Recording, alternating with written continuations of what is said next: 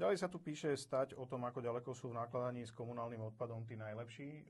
Okrem iných nepresných dát sa tu uvádza. Miera samotnej recyklácie komunálnych odpadov dosahuje už dnes v praxi niektorých regiónov Európskej únie okolo 80%. Tak na to nám asi veľmi dobre poslúži tabuľka, ktorú si môžeme pozrieť, ale v princípe platí to, že tie najvyspelejšie krajiny, napríklad Nemecko je úplne na špičke, tak tie dosahujú miery recyklácie 70%. A musím povedať, že na to používajú najšpičkovejšie technológie, ako si vieme predstaviť.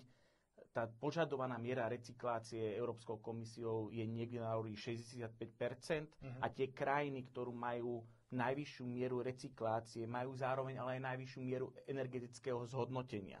Čiže ak si zoberieme krajiny ako Nemecko, ktoré má mieru energetického zhodnotenia 30%, Rakúsko, ktoré má mieru energetického zhodnotenia niekde na úrovni 35%, a potom sú tam Holandsko, tam všetko atakujeme niekde na úrovni 40%, tak to sú tie krajiny, ktoré majú zároveň najvyššiu mieru recyklácie aj vysokú mieru energetického zhodnotenia, čo nemajú skládkovanie.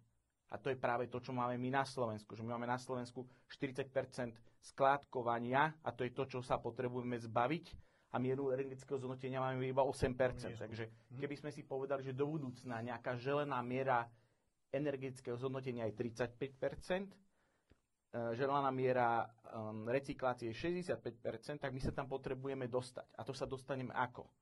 My už nebudeme vedieť výrazne viacej recyklovať, ako robíme teraz, takže potrebujeme sa dostať, keď chceme odísť zo skládkovania, potrebujeme zvýšiť mieru energetického zhodnotenia.